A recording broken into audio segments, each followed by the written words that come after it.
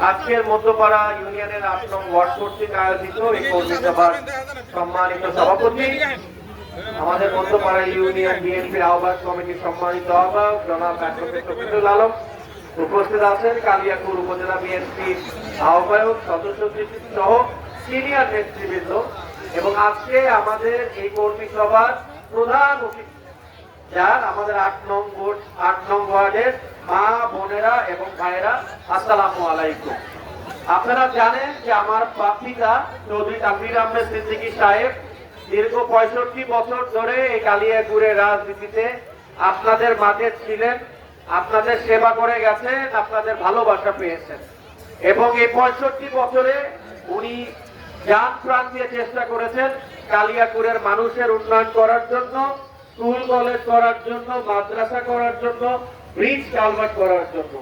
এবং কালিয়াকৈরে দীর্ঘ এই 65 বছরে যত উন্নয়ন হয়েছে তার 80 থেকে 85% কিন্তু জনাব চৌধুরী তানভীর আহমেদ সিদ্দিকী সাহেব করে গেছে।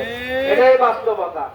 আপনারা জানেন যে আমাদের এই এলাকা থেকে দীর্ঘ 48 বছর ধরে আমরা এলাকার কোন ছেলে এমপি হইতে পারে না, মন্ত্রী হইতে পারে না।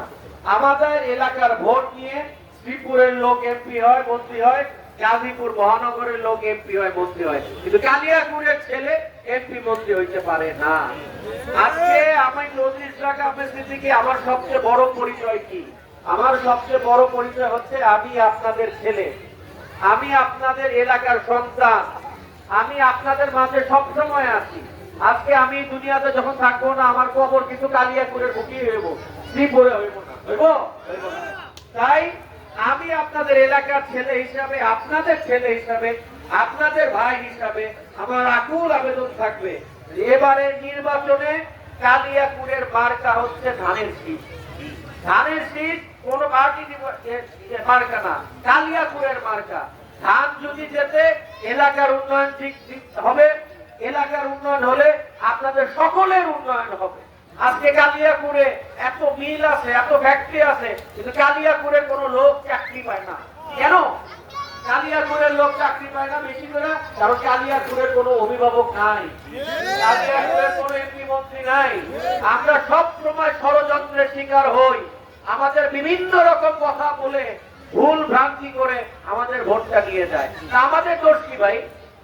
যদি তানভীর আহমেদ সিদ্দিকী সাহেবের দোষটা কি? ওনার ছবিটা দেখেন, সেবা করে গেছে সারা জীবন, ওনার মুখে আসেন আমরা একটাবার আবার হাসি ফোটাই, এলাকার জন্য বলি, এলাকার জন্য কাজ করি। এবং আমি আশাবাদী আপনারা যদি এলাকার সকলে এক একজন চৌধুরী ইশরাক আহমেদ সিদ্দিকী সেজে, এক একজন তারেক রহমান সেজে বাড়ি বাড়ি গিয়ে ধানের শীষের কথা বলেন, তাহলে অবশ্যই অবশ্যই অবশ্যই সাফল্য পাবো।